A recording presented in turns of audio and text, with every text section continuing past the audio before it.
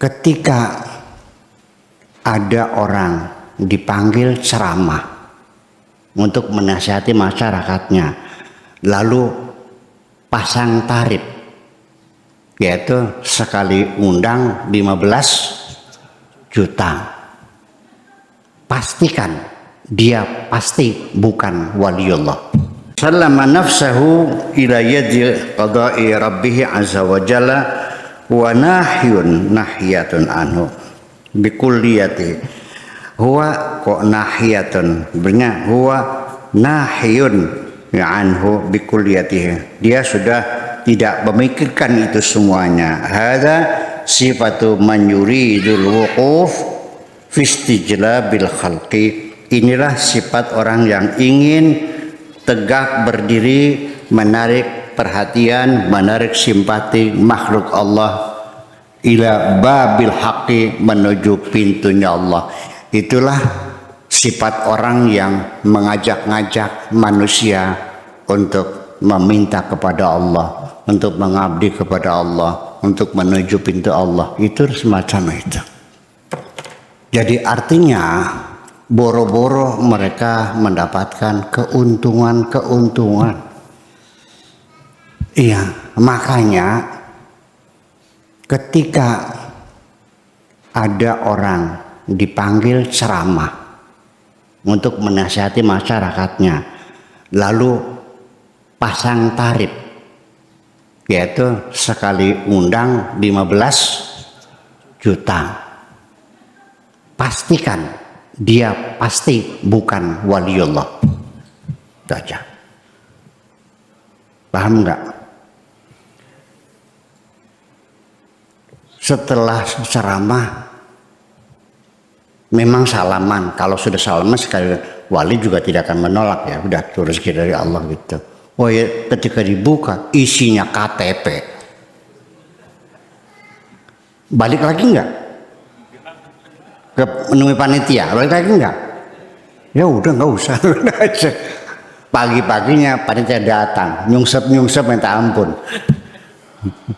Ya punten salah ngerogo. Soalnya amplopnya belinya banyak, ya kan? Satu uang digulung-gulung, taruh di kantong kiri, yang satunya lagi KTP sama amplop kantong kanan. Begitu mau balik pulang dia sasah, tergesa-gesa ngerokok kantong kanan, langsung salaman. Jadinya dapatnya apa? KTP. Itu sering terjadi loh. Betul nggak? Ada lagi yang dapat gulungan amplop 5 kosong semua. Jadi amplopnya banyak gitu kan, digulung-gulung taruh kanan kayak itu kan sasah, gugup gitu semacam itu. Ya nggak ada masalah. Jadi artinya begini, jangan pernah kita merasa hebat dalam berdakwah ini. Nggak ada apa-apanya. Kamu yang jadi mubalik nih, yang lagi laris nih, cobalah sadar diri. Tolong jangan pernah pasang tarif.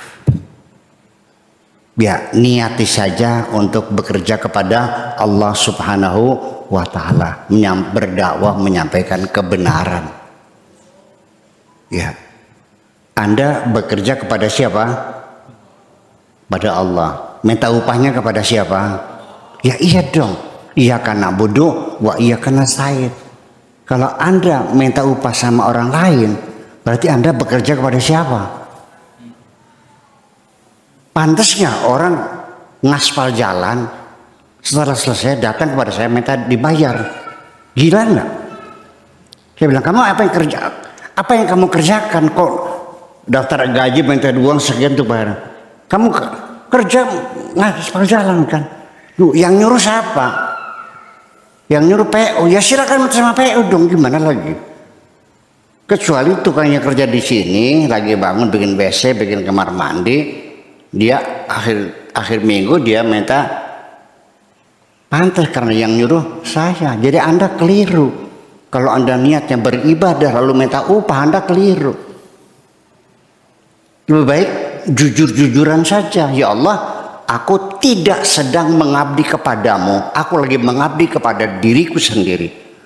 Dan apapun yang aku berikan kepada manusia, aku harus mendapatkan imbalan dari manusia. Nanti setelah jadi uang, baru uang itu akan kuperuntukkan mengabdi kepadamu. Itu bagus malah. Iya dong. Silakan bertani, silakan menanam semangka, silakan dagang sapi, silakan nanam padi. Ya, hitung-hitungan. Ya betul. Tawar menawar. Ya, ngitung icir, dihitung semuanya, ditagih. Nggak bayar panggil polisi, utang lunasi. Jelas bisnisnya, terus. Setelah jadi uang, kau manfaatkan untuk kebaikan. Itu malah bagus malah. Daripada dicampur aduk begitu. Jadi jelas. Jadi majikan kamu siapa? Itu yang jadi persoalannya. Jadi ini kadang-kadang beda tipis.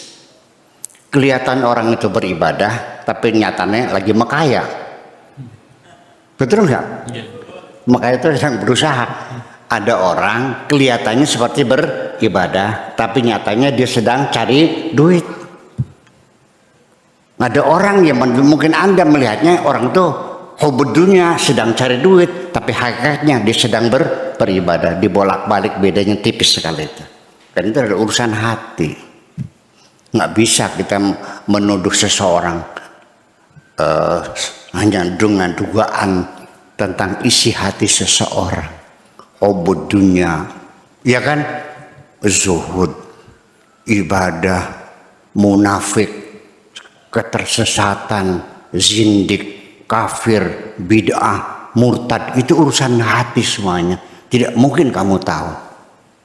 Kalau kamu bisa menyebutkan ini kafir, ini murtad, ketahuilah bahwa ketika engkau mengkafirkan orang lain, kamu sudah kafir sendiri. Ya, murtad sendiri. Kenapa? Karena engkau memposisikan dirimu sebagai Tuhan yang tahu seluk-beluk hati manusia. Betul nggak? Iya, kita nggak tahu kok, nggak tahu aja.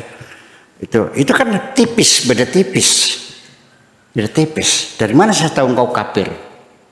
Dari mana saya tahu engkau murtad? Itu kan urusan hati kamu. Yang tahu hanya Allah aja kok. Berarti kalau saya mengklaim tahu isi hati kamu, berarti saya nggak hebat dong. Ngundang siapa? Ngundang Gusti Allah, lebih tahu seperti Allah. Kalau tidak punya, minimal kamu merasa sama seperti Allah juga, mengetahui isi hati orang lain. Hebat banget ya. Ada orang bisa tahu hebat orang lain. Jadi makanya berhati-hatilah. Ini dosa-dosa besar yang sering kali kita lakukan di ujung lidah kita sehari-hari. Sehari-hari. Ucapan murtad, ucapan kafir semacam itu sehari-hari kita sendiri melakukannya. Kafir, dia sendiri telah melakukan perbuatan-perbuatan kekufuran yang dia tidak sadari. Seorang atasan mungkin karena bawahannya salah, dia atasannya marah, naik pitam, ngomongnya, masa depanmu ada di ujung penaku ini. Masa depanmu ada di ujung penaku ini. Pernah dengar gak atas yang bilang gitu? Berarti dia bisa menentukan masa depan seseorang. Kalau engkau mengklaim bisa menentukan masa depan seseorang, siapa Anda? Sekalipun Anda tidak mengatakan aku Tuhan, tapi perkataan adalah perkataan Tuhan. Paham? Berhati-hatilah. Jangan sembarangan mengkafir-kafirkan orang. Jangan-jangan kamu sudah kafir sendiri.